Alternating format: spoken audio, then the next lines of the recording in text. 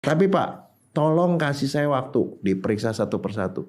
Ternyata dari 6.500 ada sepasang sperma kembar. Sama persis. Oke. Nah dia bilang kan kagak mungkin. Gak mungkin ada dua orang yang punya sperma sama. Pak panggil Pak orangnya. Dipanggil orangnya. Ditanya. Terus dia bilang, pokoknya salah satu dari kamu pasti minjem sperma teman kamu. Oh, I see. Terus akhirnya satu bilang, iya Pak bener Pak. Kenapa kamu minjem? Pada waktu itu saya keluarin, dia bilang kagak bisa, udah habis. Jadi Udah habis lagi. Dia habis ngapain itu udah habis. Jadi rupanya dia boros gitu. Nah, si orangnya ini namanya Colin Pitchfork, seorang tukang roti. Oke, orang yang ngakunya habis. Iya. Oke. Diambil lah periksa jadi bapak tuh belum nyotor. Diambil diperiksa sama persis. Dia masuk penjara. Nah kasus itu ditulis dalam satu jurnal kedokteran.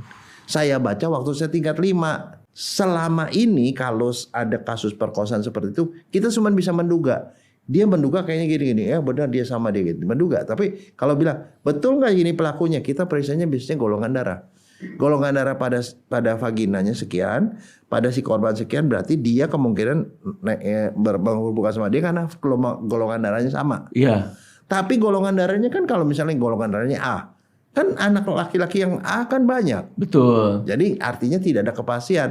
Lah kebanyakan lah dia ujung-ujungnya adalah pengakuan. Oke. Nah, saya bilang begitu. Keren banget Keren gitu. banget. Nah, pada waktu itu saya bilang, I want to be the first Indonesian forensic doctor DNA di Indonesia. Aku ngedengerin cerita barusan aja pengen jadi dokter forensik dong. DNA. Itu menginspirasi banget sih. Oh, sangat. Saya masih tingkat 5 kan masih lagi milih mau masuk bagian bedah, anak apa segala macam. Begitu. Gue mau jadi ahli DNA aja. Itu bayangin gak sih betapa sulitnya kalau nggak ada si ahli DNA itu. Iya. Dan berapa banyak pelaku yang lolos gara-gara nggak ada itu. Karena aku juga sempat lihat beberapa dokumenter true crime kan. Banyak juga kasus yang lama yang udah cold case, udah lama nggak terpecahkan gara-gara DNA ya. Iya. Itu bener ya? Betul. Itu 10 tahun kemudian gitu bener ya? Wah. Nah itu makanya saya tuh pada waktu makanya itu kemudian saya jadi dalam tanda petik ya manusia aneh.